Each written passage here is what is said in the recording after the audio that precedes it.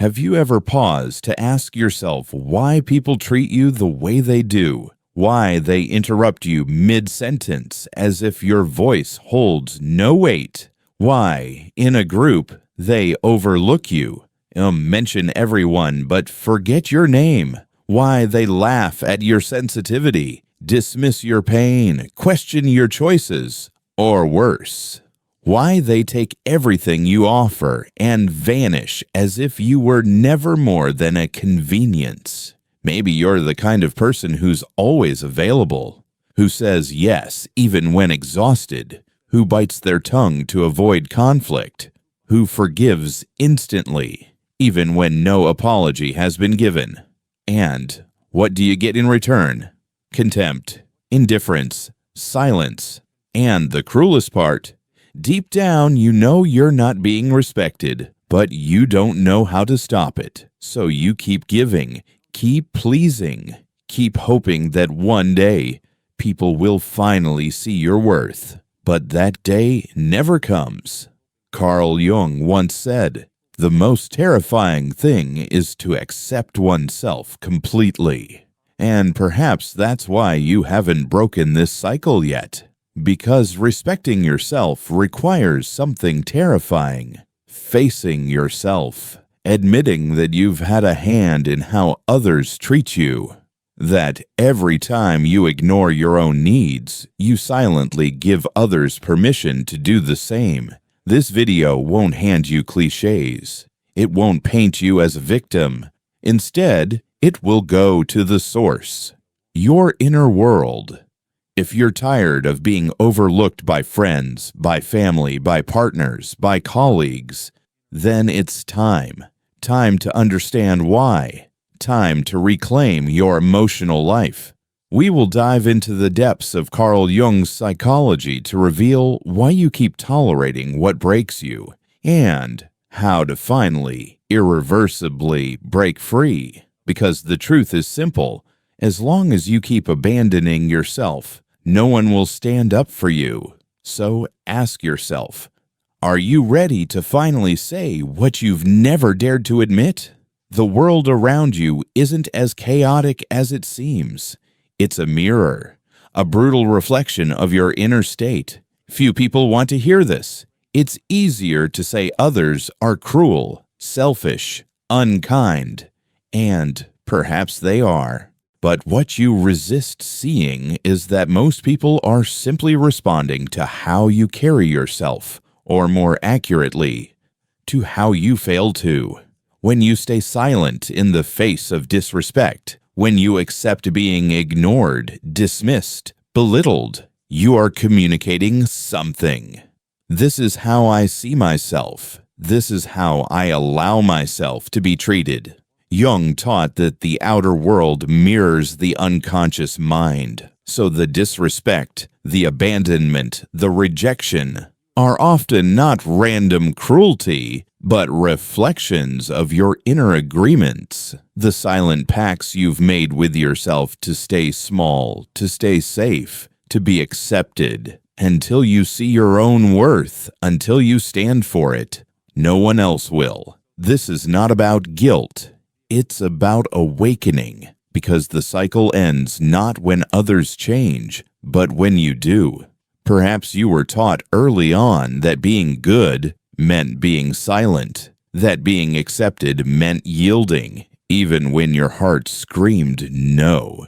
That love was something you earned by shrinking yourself. And so, you learned to survive, not by speaking up, but by staying small.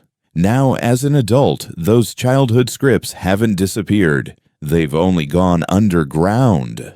They still whisper in the back of your mind, guiding how you speak, how you connect, what you tolerate. You've absorbed a dangerous idea that your worth is measured by how others see you.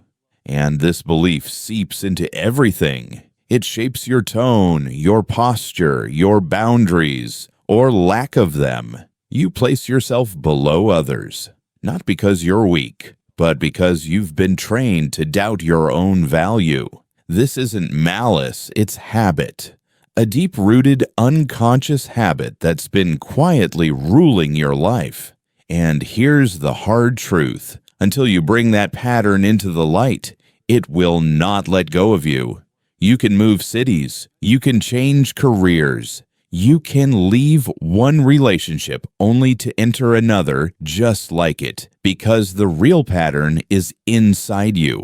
Carl Jung said, "Until you make the unconscious conscious, it will direct your life, and you will call it fate. As long as you see yourself as unworthy, you will attract people and situations that confirm that belief. You won't attract what you want. You will attract what you believe you deserve, even if that belief is hidden in the shadows of your mind. But there is a way out, and it doesn't start with others.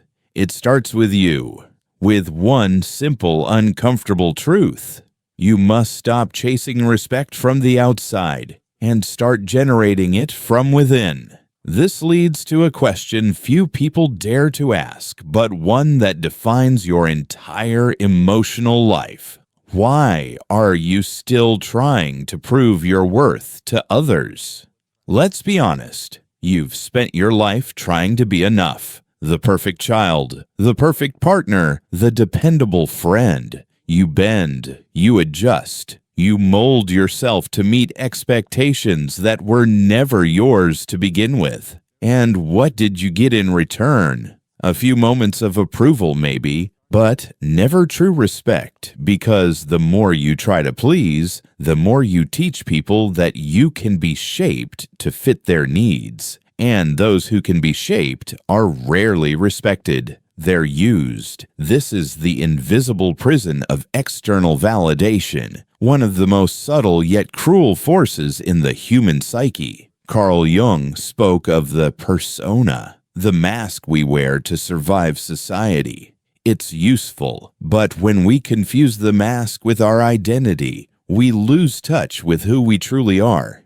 You become a polite ghost, someone agreeable to everyone, but deeply invisible. You smile, you give, you help, but deep down, you feel unseen.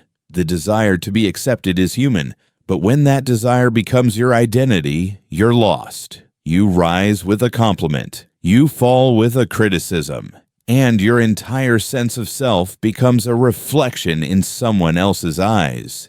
You think, if I'm perfect, I'll finally be respected. But here is the brutal truth. The more you try to prove your worth, the more you reveal that you don't truly believe in it. People who respect themselves do not chase approval. They do not bend to please. They do not confuse being needed with being valued. They simply know who they are. And that is enough. They don't need to erase themselves to be liked. They are not afraid to displease, because they understand something crucial: to live with integrity. Sometimes you must let others be disappointed, but getting to that point requires breaking free from one of the most dangerous ideas you've ever been taught: that you must earn respect. You don't. What you truly need is to reclaim the respect you quietly abandoned long ago. Perhaps in childhood. Perhaps every time you said yes when you meant no. Perhaps every time you chose peace over your own truth. Only when you rebuild this inner respect does the gaze of others stop feeling like a threat. It becomes just that, a reflection, not a judgment. But here's the catch. This shift begins with a terrifying decision, the act of saying no. Yes. Something that simple is often the most radical thing a people-pleaser can do. In the next part, we'll explore how setting boundaries is not a rejection of others, but a declaration that you finally matter in your own life. Because respect begins the very moment you stop abandoning yourself to be accepted. And sometimes, no is the loudest way you'll ever say, "I love myself." If this message resonates, take a moment to subscribe to the channel. It helps support content that empowers deep transformation. Thank you. You've been conditioned to believe that being good means never contradicting anyone, that loving someone means sacrificing yourself endlessly, that people who set firm boundaries are selfish or cold, and so you swallow your pain in silence. You let others cross your limits without protest. You offer forgiveness even before anyone admits wrongdoing. You call it maturity, balance, compassion. But what you're really doing is disappearing, bit by bit. And here's the bitter truth. The world does not respect those who do not respect themselves. Respect is not something you ask for. It's not something you wait for. And it's never something you negotiate. Respect is something you embody. And embodiment begins with a word you've likely been terrified to use. No. Saying no is not aggression. It is not selfishness. It is self-respect made visible. It is your way of declaring, my time is sacred. My energy is not disposable. My presence is not owed. I matter. But don't expect it to feel easy. The moment you start saying no, guilt will come. It will whisper that you're being cruel, that you're rejecting people, that you're becoming the very thing you once feared. Inconvenient. Especially when you say no to those who benefited from your silence the most. Carl Jung taught that individuation, the process of becoming your true self, requires confrontation, and one of the first confrontations is with the version of you that survived by pleasing, by agreeing, by dissolving. That version believed acceptance came only through obedience. But acceptance built on self-erasure is not acceptance at all. It's dependency. And dependency is the enemy of dignity. So if you want to be respected, start saying no where you used to say sure. Refuse tasks that suffocate your soul. Pull back from relationships that only take and never give. Decline invitations you once accepted out of guilt. And then observe. The ones who protest the loudest are often the ones who exploited your silence the most. Your boundaries will expose their abuse, and that will sting for them and for you. But it's a necessary pain. It is the pain of rebirth, of reasserting your worth, of finally choosing yourself. Every time you say no to the world, you're actually saying yes to yourself. And that yes, small as it may seem, marks the beginning of something powerful. It is the rebirth of your own inner authority. It is the recovery of your voice, the quiet return of dignity to a life that has long been lived under the permission of others. But why, despite knowing this, do so many people still find it impossible to set clear boundaries? The answer lies deeper than discomfort. It hides in the places of your psyche you've been trained not to look. It lies in your shadow. In the next part, we will dive even further into the hidden roots of submission, into the reason you keep accepting what you know you don't deserve. So ask yourself, why do you keep tolerating what clearly hurts you? Why do you stay in friendships that subtly belittle you? In relationships that drain your spirit, in environments that force you to hide who you truly are just to feel marginally accepted? Why do you allow yourself to be interrupted, ignored, overloaded, disrespected without reaction? The explanation isn't just trauma or upbringing. It's not only about circumstances. It's in your shadow. Carl Jung defined the shadow as everything inside you that you've repressed. Emotions, traits, desires, because once upon a time you were taught they were wrong, ugly, unacceptable. The child who was scolded for saying no grew up learning that submission is safer than self-expression. The one who was punished for expressing anger learned to smile through pain, to swallow tears behind polite eyes. The one who was ignored for needing attention learned to make themselves invisible so they wouldn't be seen as a burden. And from those lessons, you constructed a mask, a persona that is pleasant, polite, accommodating. But while the world sees that mask, your strength, your fire, your instincts are buried deep below. But here's the truth. What is buried does not die. It festers. It grows stronger in silence. It gains momentum in the underground chambers of your soul. And now, your shadow speaks in subtle sabotage. It's the voice that whispers, "Better not." Every time you want to take a stand, it's the cold that paralyzes you the moment you try to say, "Enough." Think about it. How many times did you want to speak, but swallowed your truth? How many times did you sacrifice your pride just to maintain a peace that was never yours to begin with? How often did you let someone cross your boundaries, only to feel small, used, and quietly ashamed? You tolerate the intolerable not because you are weak, but because you are unconscious of what you've lost within yourself. You've learned to hate your own healthy instincts, your anger, your firmness, your need to defend yourself. You still believe that to be loved, you must be agreeable, that to keep relationships, you must erase yourself. But that belief is nothing more than an outdated program, an old conditioning running silently like forgotten code in the background of your mind. And until you confront it, until you rewrite it, you will keep living the same story in different settings. New friends, same feeling of being invisible. New job, same weight of being exploited. New relationship, same wound of not being enough. Want a clear example? Think of that time you did a massive favor for someone, hoping, just hoping they would appreciate it, that they'd see your effort, value your kindness, and all you got in return was indifference, or worse, entitlement.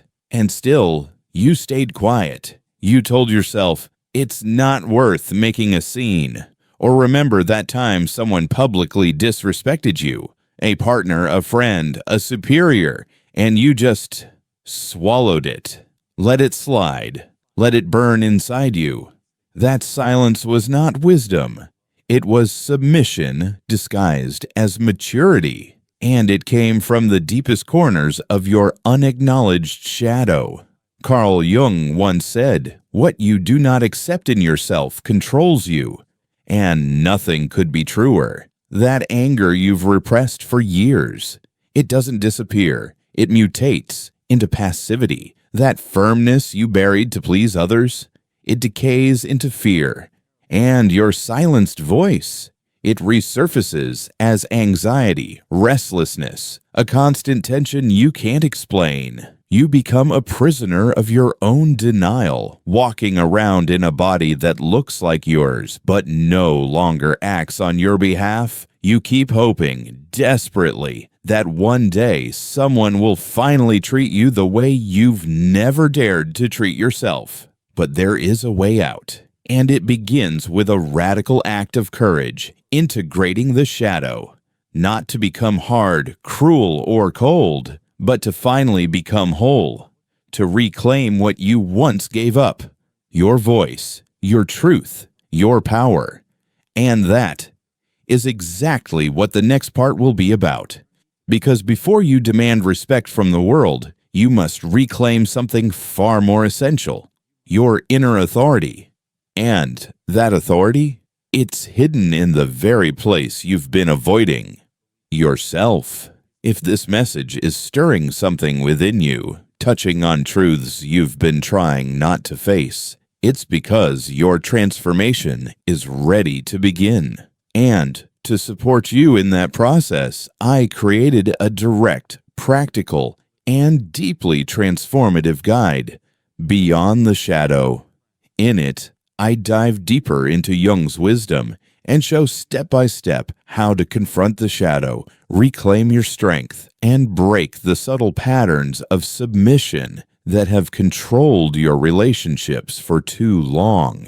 You'll find the link in the pinned comment, because respect is not something you beg for. It's not something others owe you. It is something you build internally, consistently, through concrete action. If you want to stop being treated as disposable, you must stop treating yourself that way. And no, this does not happen by magic. It happens through daily, deliberate practice. Here are 5 tools you can start applying today to rebuild the respect you lost, not just from others, but most importantly, from yourself. 1. Use discomfort as a compass. The next time something makes you uncomfortable, pause. Don't explain it away. Don't rationalize the other person's behavior. Ask yourself, if I deeply respected myself, what would I do in this exact moment? Maybe the answer is to end the conversation. Maybe it's to leave, to speak up, to not respond. Whatever the answer is, follow it. That discomfort is not weakness. It's your body screaming, "You're betraying yourself again." 2. Stop justifying everything. You don't need to write an essay every time you say no. You don't owe explanations for protecting your peace. When you over-justify, you signal guilt. You broadcast insecurity. Train yourself to say, "I can't. That won't work. I'm not comfortable with that." And leave it there. People who pressure you for long explanations are often the very ones used to crossing your boundaries. 3. Put yourself back into your own schedule. Look at your week right now. Where are you? How many hours do you dedicate to yourself? If the answer is 0, you're witnessing internal disrespect in real time. Block time, non-negotiable time, for things that nourish your body, quiet your mind, and center your soul. And don't call it self-care. Call it self-respect. Even 1 hour a day can shift everything. 4. Replace reactivity with pause. When someone disrespects you, you might either erupt in anger or shrink into silence. Neither reaction brings dignity. What you need is a middle path. The pause. Breathe. Ground yourself. And then say clearly, "I do not accept that. That is not okay with me." Don't apologize for your reaction. Don't soften your truth. Let your boundaries speak for you. Just say it. Say what you mean. Those who speak with clarity and firmness teach others how to treat them. That's how self-respect begins. Through expression, no aggression, no begging, just truth. 5th, surround yourself with people who elevate you. Pay attention to the atmosphere around you. Is it nourishing or draining? Do these people see you or only see your usefulness? The kind of respect you're looking for also depends on the space you choose to inhabit. So learn this subtle art. Leave quietly. Don't make announcements. Don't explain yourself to those who never asked how you felt. Those who care will notice. Those who don't never really saw you anyway. And here's the truth. These practices are not inherently difficult. What makes them hard is the emotional conditioning you've rehearsed for years. Pleasing to be accepted, yielding to feel loved, staying silent to avoid conflict. Breaking that takes repetition. It takes firmness. And above all, it takes patience. But the more you respect yourself in the little things, the more it becomes impossible for others to disrespect you in the big ones. Yet there's one final obstacle, one invisible chain that still threatens to pull you back into old patterns, the fear of being alone. This is the last shackle, emotional dependency. It's the reason many never leave the cycles that destroy them. But it's also the exact thing we must confront to truly be free. Because only those who don't rely on someone else's gaze to define their worth are truly respected. There comes a time when you must stop blaming others. Stop waiting for someone to treat you better. Stop hoping that those who never saw you will suddenly open their eyes. The world isn't blind. It's watching you, watching how you carry yourself, how you speak, what you tolerate, and it mirrors that back to you. You want to be heard, but you silence your own voice. You want to be valued, but you accept crumbs and call them care. You want to be chosen, but keep putting yourself last. And then you wonder, why doesn't anyone see me? The answer is brutal, but it's the one you've needed to hear. Because you've been hiding. Carl Jung once said, "Until you make the unconscious conscious, it will direct your life, and you will call it fate." That's what this is. Not bad luck, not cruelty from the world, but the reflection of your inner contract with yourself. The external only begins to shift when the internal dares to reorganize. You don't need to become cold, impenetrable, or indifferent. You only need to stop begging for love by sacrificing who you are. You need to stop shrinking to fit into places that were never designed for someone as whole as you. And most of all, you need to make peace with the idea of being alone. Because only those who are whole can bear their own company. And only those who can be with themselves can truly choose who they want to share their life with. Everything else, dependency in disguise. From now on, every time someone crosses a line, you face a choice. Stay silent and reinforce the old story. Or take a stand and rewrite it. And no, you don't need to raise your voice. You just need to raise your standard. Because when you finally respect yourself, your energy shifts. Your posture shifts, your gaze shifts, and the world takes notice. Respect begins within, and when it does, you won't need to ask for it. It will arrive, uninvited, but inevitable. If this video confronted you, if it stirred something inside you, if it echoed truths you've avoided for far too long, then comment below. I choose to respect myself. Let this be your first public act of radical self-loyalty. And don't stop here. Watch the next video. It's just as essential as this one. Go deeper, because you deserve to return to yourself.